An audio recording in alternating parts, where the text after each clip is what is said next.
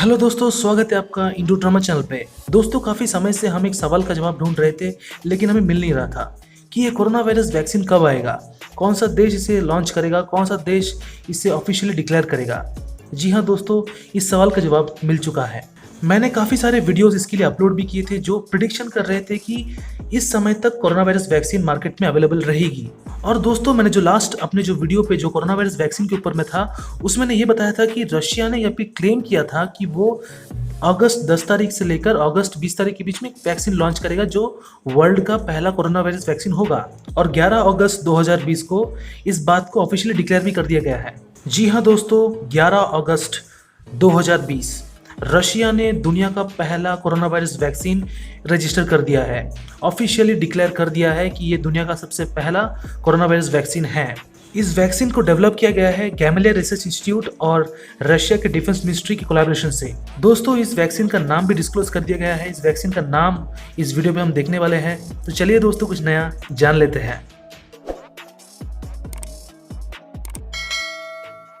दोस्तों, इस वैक्सीन का नाम है स्पुतनिक 5। जी हाँ दोस्तों, इस वैक्सीन का नाम जो है ये पहले भी आपने कभी सुना होगा। और ये जो नाम स्पुतनिक जो रखा हुआ है, ये नाम अमेरिका को काफी चुभेगा। इसका रीजन क्या है, सुन लीजिए। 1957 में रशिया ने एक बीच बॉल साइज का एक सैटेलाइट स्पेस पे लॉन्च किया था जिसका नाम था स्पुतनिक 1। ये दुनिया का सबसे पहला मैनमेड सैटेलाइट था जो स्पेस में 3 महीनों के लिए था और इसने अर्थ का 1400 रेवोल्यूशंस लगाया। तो इससे आप समझ सकते हैं कि स्पुतनिक 1 दुनिया का सबसे पहला मैनमेड सैटेलाइट था। इससे रशिया ने यह साबित कर दिया था कि वो दुनिया का सबसे पावरफुल स्पेस एजेंसी चलाता है, जिसके बाद में अमेरिका को काफ़ी प्रेशर झेलनी पड़ी और अमेरिका ने भी काफ़ी सैटेलाइट्स लॉन्च किए, लेकिन सोवियत यूनियन के बाद में। दोस्तों, आज जब रशिया ने दुनिया का सबसे पहला कोविड-19 वैक्सीन जो ऑफिशियली उन्होंने रजिस्टर कर दिया है और नाम भी रखा है उन्होंने स्पुतनिक 5, इससे अमेरिका को 1957 वाला इवेंट याद आया होगा, क्योंकि ये शो करता है रशिया का हाईली एडवांस टेक्नोलॉजी जो 1957 पे उन्होंने सैटेलाइट के रूप में दिखाया और आज 2020 में कोविड-19 वैक्सीन के रूप में दिखाया। दोस्तों, इस वैक्सीन को ऑफिशियली रजिस्टर करने के समय रशिया के जो प्रेसिडेंट व्लादिमीर पुतिन ने ये कहा था कि ये वैक्सीन काफ़ी इफेक्टिव है और स्ट्रॉन्ग इम्यूनिटी बॉडी पे डेवलप करेगा। मैं दोबारा रिपीट करना चाहता हूँ, इस वैक्सीन को हर एक नेसेसरी स्टेप से गुजरना पड़ा है, हर एक टेस्ट को पास किया है इस वैक्सीन ने। तो इस वैक्सीन में कोई भी कॉम्प्रोमाइज यहाँ पर नहीं किया गया है और इस वैक्सीन को 2 स्टेज में दिया जाएगा जो कि इंसान को 2 साल उससे भी ज़्यादा समय के लिए इम्यूनिटी देने की क्षमता रखेगा।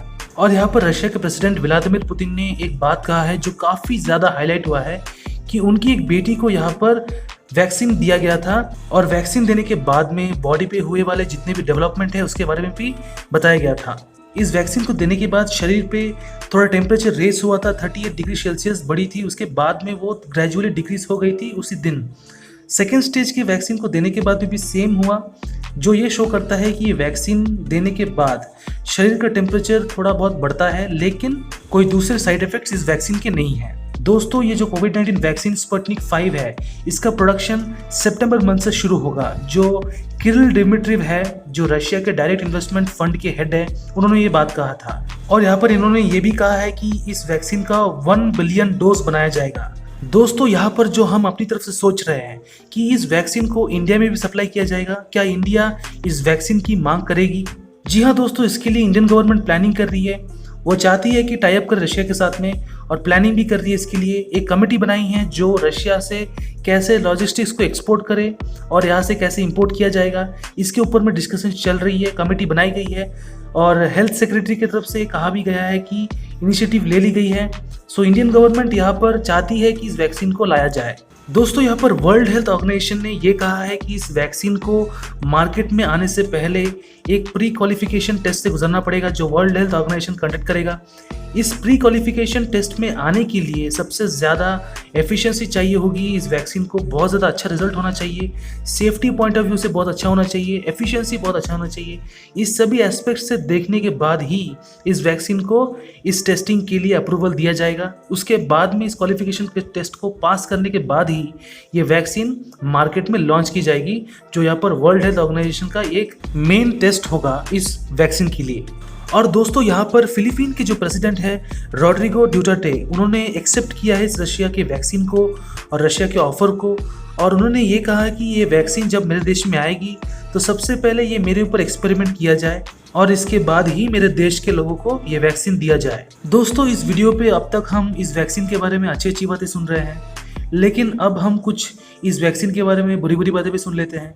एंथनी फॉसी, जो अमेरिका के टॉप मोस्ट हेल्थ एक्सपर्ट भी कहे जाते हैं, उन्होंने यहाँ पर टाइम पीरियड को लेकर काफ़ी बड़ा सवाल उठाया है। उन्होंने ये कहा है कि 2 महीनों से भी कम समय पे इस वैक्सीन को बनाया गया है।